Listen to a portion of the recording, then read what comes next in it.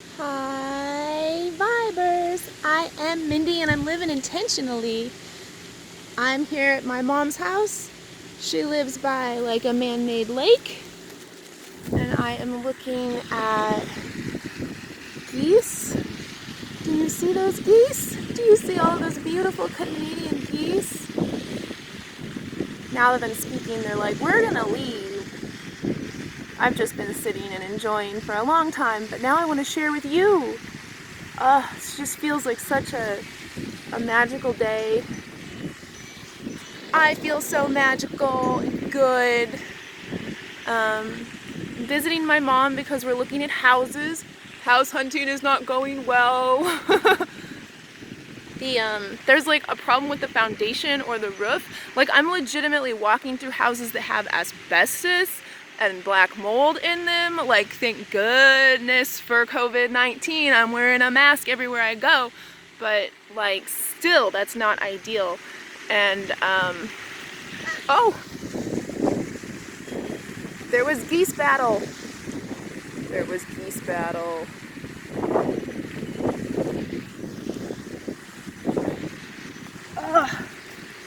But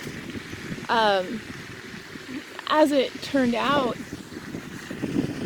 it's been really cool because as it turned out, I was here while my mom and her guys, my mom and her man,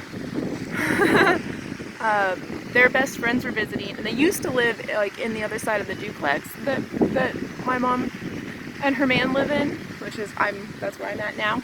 They're beautiful duplexes, and I had like met these people in passing. My mom has a lot of friends, so I don't try to remember them all. But also, like, they live next door, so it was assumed that I would get to know them.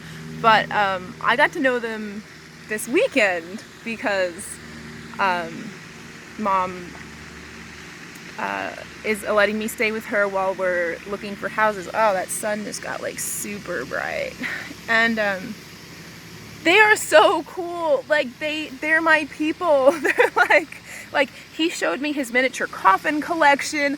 Like, they have like vintage Halloween plates, like in like an armoire, like displayed curio. Like, they are like high-end Halloween every day, and I'm just, because of where I'm at, my station in life, and also because I can, like, I am dollar store, low rent, thrift store, trash Halloween, and proud of it. And so it was so cool. Like, I showed them pictures from my life, and they showed me pictures from their life, and they were like, oh wow, like my mom's best friends are basically like the couple version of her own daughter. So that's really funny, as far as like the aesthetic taste, but also like being around them. They are so in love. They were high school sweethearts. Her mom broke them up.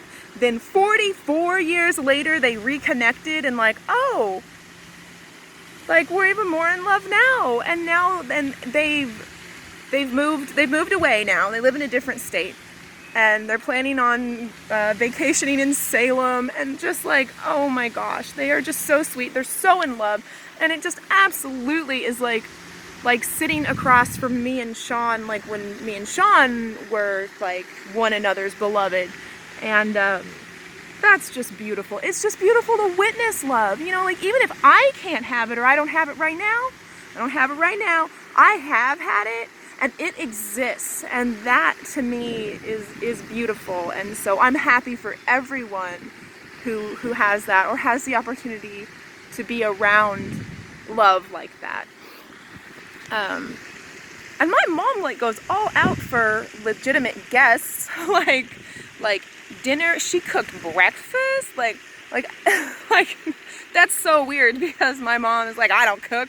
Like that's what she says all the time. Like, I don't cook. I ain't cooking anything. Like, it was really sweet of her.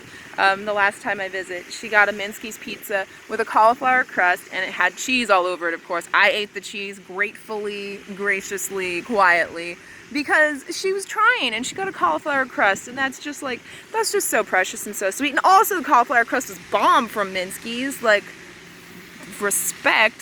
so good. And like, sincerely, I'm giving props because I have tried on numerous occasions to make a good cauliflower crust to make pizza. Does not pan out. So my favorite crust now is the Wrap, which is a terrible, terrible brand name, but it's raw and wrap, I guess. But yeah, is it WRAWP? But they are paleo crust. They're vegan, gluten-free, organic, amazing. Little small, like single serving, like pizza size, and I highly recommend those. I got mine on Amazon because my mom is like, you don't have any excuse if you can get it on Amazon. She's like, Walmart sells food, you don't have any excuse. You don't need any help, you can order it from Amazon and Walmart. And so, like, that's, it's so crazy. It's like, I have to, I have to do legwork, like, for her satisfaction in order for her to assist me at all. Now, she did not go pick me up. She refuses to drive to pick me up. She still's like not gonna help me, but she does want to buy me a house because she and her brother kind of screwed me out of my grandma leaving me her house. And just because for years the narrative that my mother maintained for herself was that me, her daughter, is just a crazy person and a drug addict. My mom has accused me of being a meth addict so many times, it's not even funny. And, like, probably will again. Realistically, I just, like, sort of like, you know, that could happen. It could happen. She would rather believe I'm a meth addict than a legitimately disabled adult, which is interesting. But, yeah.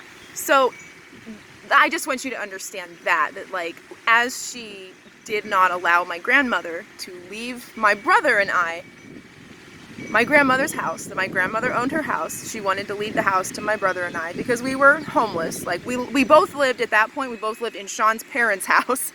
And,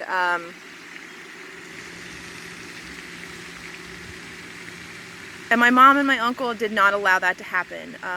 My uncle legitimately, actually, I should have taken legal action, but my health journey was just, I was so much more disabled than I am now. Was not such that I could, but it was elder abuse. He abused her financially. He neglected her.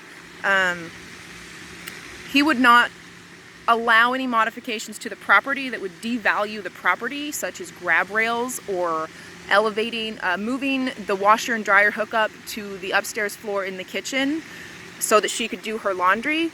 Instead, they were like, well, Mom, if you can't do your laundry, if you can't walk down a treacherous flight of 20 narrow basement stairs to do your laundry, then we just got to put you in a home. Like, it was absolutely elder abuse. And, you know, so that's the only reason that I don't have my grandma's house. But, so that's the reason that my mom is like my mom has come back into my life and gotten to know me and seen some of my day-to-day life where I'm like, yes, I'm struggling to get up. I'm a disabled person, you know, like, yes, I just collapsed in pain. I'm a disabled person. Like, she's seen enough of that. I think that meth addict narrative might be gone, hopefully, but I think she also just recognizes that I actually am trying and that I'm not like a lazy person.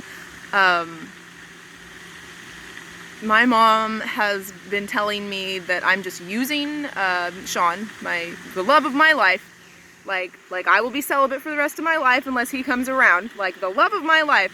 She has always thought that I was using him to be lazy and rest on my laurels, which my mother loves to say, because I am aesthetically pleasing. I don't know, I'm okay. I certainly was a lot prettier when I was younger, but yeah, she's just always been like, you're resting on your laurels, you're just lazy, you don't want to work, like, I don't want to work, right, the best dreams that I have are where I'm just like working, where I'm just employed somewhere, like that would be amazing. But you know what, actually, I think the universe has bigger plans for me than managing a GameStop, and that's fine, that's just fine. There's not been any more progress on my lawsuit against the Overland Park Police Department. I have sent the same correspondence of the detailed report of everything that happened to the Overland Park City Hall, to the ACLU, to JCPenney. I feel like one other agency maybe. But anyway, so I'm working on it. I'm working on it, and absolutely going to try to, well, no, I'm going to make changes. Changes need to be made. Like, I just don't want, I just like you shouldn't have to look like whatever, like you shouldn't have to look like a bum, like a homeless bum or a depressed person. We need to erase the assumption and the narrative that if you are physically or mentally disabled, you are depressed. Because that is not, no. Like, the way that you are excluded from society, from social interactions, that causes depression. Because you know what? Isolation causes depression. And I think that we're finally realizing that, thanks to my friend and co-host, COVID-19. COVID-19, thank you so much. You are really enabling wonderful things for my life. My mom working from home, oh my goodness, that's so wonderful. Like, she's so much less stressed. Like, just thank you so much, COVID-19. It's, you know, I'm sure it's right here. It could be right here. I'm thankful for it. Because, by the way, how you operate in life is you be thankful for all that is. Because all that is all that you've chosen to be. To be your better self, to be your best self, and to learn. And that's what we're doing here. And I'm just, I'm finally like meeting like minds, and it's just blowing my mind. Like, in the area, you know, like, I've only ever met like minds on the internet, and meeting like minds in real person. Like, I just was in a car and had a conversation about like vaccines, and there's a really cool documentary out now, 1986. It's an anti-vaccination thing. Yes, I'm an anti-vaxxer. Like, you should be. Like you realize, right, that until they used peanut oil as the carrier oil for vaccinations, there wasn't an epidemic of peanut allergy. Like, it was virtually unheard of. Like, maybe absolutely like never had been documented prior to then. That's a fact. That's not something I'm making up. You can go online and look into that yourself. Just like that Fight Club scene where, like, if it costs them more money to recall it than to sell it, then they continue selling it. That's vaccines too. And because they've got that flu season push for time, well, it's not quite approved by the FDA. We use that one. And the reason that I was talking to someone is that her elderly mother got a flu shot and died from the flu shot, and nobody acknowledged that she died from a flu shot. She was perfectly healthy.